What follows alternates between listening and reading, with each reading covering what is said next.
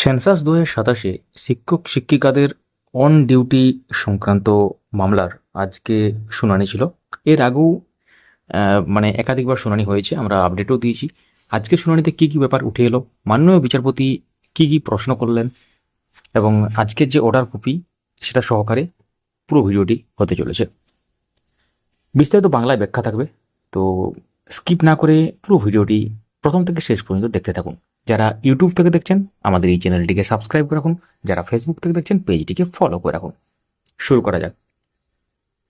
তো সেন্সাস ডিউটিতে নিযুক্ত শিক্ষক শিক্ষিকাদের জন্য আজকের দিনটি অত্যন্ত গুরুত্বপূর্ণ ছিল, কারণ শিক্ষকদের কেন সেন্সাসের মতো কাজে ব্যবহার করা হচ্ছে, শিক্ষকরা কেন এই দায়িত্ব পালন করবেন, স্কুলের পঠন পাঠনের উপরের প্রভাব কি হবে, এই সমস্ত গুরুত্বপূর্ণ প্রশ্নকে কেন্দ্র করে কলকাতা হাইকোর্টে আজ শুনানি হয়েছে।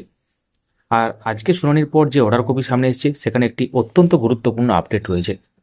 আজ মামলাটির চূড়ান্ত রায় কিন্তু হয়নি, বরং রাজ্যের পক্ষ থেকে আরও একদিন সময় চাওয়া হয়েছে।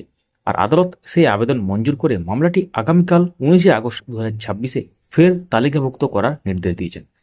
শুধু তাই নয়, অর্ডার কপিতে স্পষ্টভাবে লেখা রয়েছে, স্ক্রিনে আমরা দিয়ে দিলাম, let the matter appear tomorrow, that is on August 19, 2026 at the top under the same heading. অর্থাৎ আগামীকাল একই হেডিংয়ের অধীনে দিনের একেবারে শুরুতেই মামলাটি ওঠার কথা। তাহলে আজ আদালতে কি হলো, কি নিয়ে এত গুরুত্বপূর্ণ প্রশ্ন, রাজ্য সরকার কেন একদিন সময় চাইল, আগামীকাল কি হতে পারে, শিক্ষকদের জন্য কি কোনো বড় নির্দেশ আসতে পারে? আজকের ভিডিওতে আমরা এই ব্যাপারগুলো নিয়ে একটু আলোচনা করব। প্রথমে আজকের অর্ডার কপিটা দেখিয়ে নেওয়া যাক। আজকের অর্ডার কপির কথাগুলো একবারে সহজ বাংলায় আপনারা এবার জানতে চলেছেন। Learned counsel for the parties have argued the matter at length. অর্থাৎ মামলার উভয় পক্ষের লার্নেড কাউন্সিল অর্থাৎ আইনজীবীরা বিষয়টি নিয়ে দীর্ঘ সময় ধরে বিস্তারিত সওয়াল করেছেন। অর্থাৎ আজ শুধু মামলাটিকে ডাকা হয়েছে বা তারিখ দেওয়া হয়েছে এমনটা নয়, মামলাটি নিয়ে পক্ষগুলির মধ্যে বিস্তারিত শুনানি হয়েছে। তারপর কি আছে, learned counsel for the state prays for a days time to take instruction. অর্থাৎ রাজ্যের পক্ষের আইনজীবী সরকারের কাছ থেকে প্রয়োজনীয় নির্দেশনা বা ইনস্ট্রাকশন নেওয়ার জন্য একদিন সময় চেয়েছেন।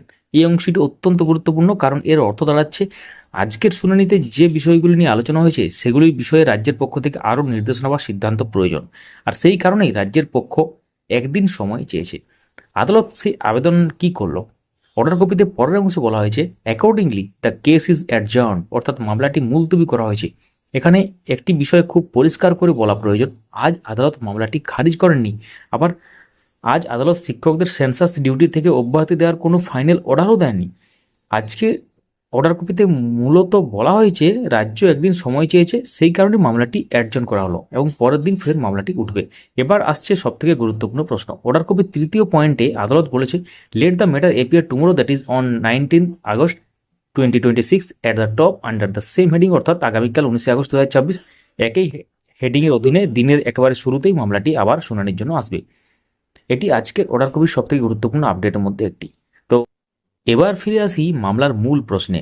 মামলার কেন্দ্রীয় বিষয়, শিক্ষকদের কেন সেন্সাসের কাজে ব্যবহার করা হচ্ছে।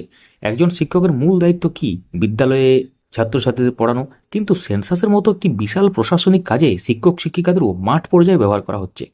এর ফলে স্বাভাবিকভাবেই প্রশ্ন উঠছে, একজন শিক্ষক যদি সেন্সাসের কাজে ব্যস্ত হয়ে থাকেন তাহলে তিনি স্কুলে নিয়মিত ক্লাস নেবেন কখন?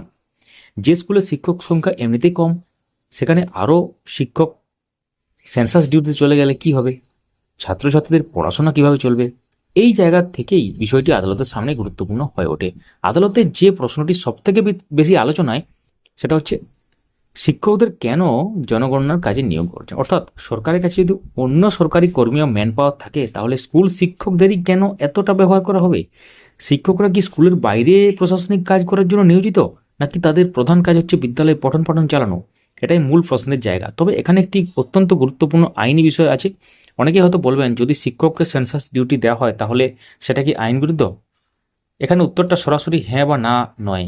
কারণ right to education act 2009 section 27-এ শিক্ষককে সাধারণ নন এডুকেশনাল কাজে ব্যবহার করার বিষয়ে বিধিনিষেধ রয়েছে, কিন্তু সেই একই বিধানে কিছু নির্দিষ্ট ব্যতিক্রম রাখা হয়েছে। তার মধ্যে অন্যতম হল ডিসেনিয়াল পপুলেশন সেন্সাস, অর্থাৎ নির্দিষ্ট সময় অন্তর অনুষ্ঠিত জনগণনা। এছাড়াও ডিজাস্টার রিলিফ এবং ইলেকশন রিলেটেড ডিউটিও নির্দিষ্ট ব্যতিক্রমের মধ্যে পড়ে। তাই শুধুমাত্র এই যুক্তিতে যে টিচারকে সেন্সাস ডিউটি দেওয়া হয়েছে তাই সেটা সম্পূর্ণ বেআইনি এমন সিদ্ধান্তে পৌঁছানো ঠিক হবে না। তাহলে আসল প্রশ্নটা কি?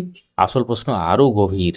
আইন সেন্সাস ডিউটিকে এক্সেপশন হিসেবে স্বীকৃতি দিল, কতজন শিক্ষক নেওয়া হচ্ছে, কতদিনের জন্য নেওয়া হচ্ছে, কোন স্কুল থেকে নেওয়া হচ্ছে, সেই স্কুলে পর্যাপ্ত শিক্ষক থাকছে কিনা, ছাত্রছাত্রীদের পঠন পাঠন ব্যাহত হচ্ছে কিনা, এই বিষয়গুলি গুরুত্বপূর্ণ। ধরুন একটি স্কুলে 10 জন শিক্ষক, তার মধ্যে 4 জন সেন্সাস ডিউটিতে চলে গেলেন, তাহলে বাকি 6 জন শিক্ষক দিয়ে পুরো স্কুলের ক্লাস চালানো কতটা সম্ভব? আবার কোনো স্কুলে যদি আগে থেকে শিক্ষক সংখ্যা কম থাকে সেখানে পরিস্থিতি আরও কঠিন।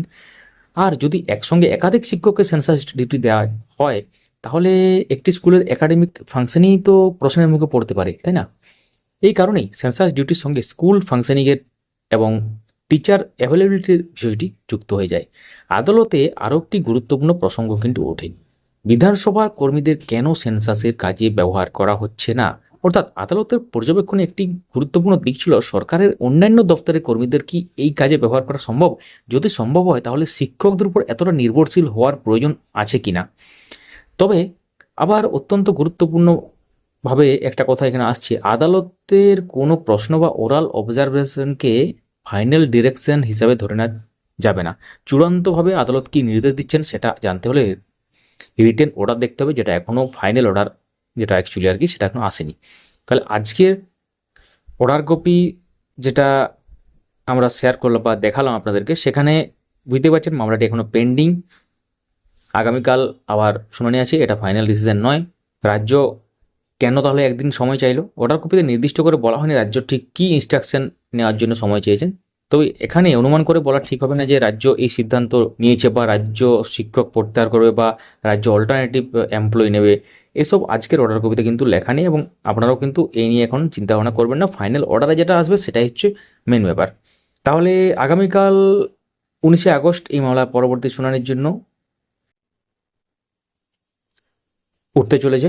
অবশ্যই ভিডিওটি লাইক করুন, সবার সাথে শেয়ার করুন, আমাদেরকে সাবস্ক্রাইব বা ফলো করে সঙ্গে থাকুন। আগামীকাল যে আপডেট আসবে আমরা আমাদের সোশ্যাল মিডিয়া পেজে এবং ইউটিউব চ্যানেলে এগুলো শেয়ার করব।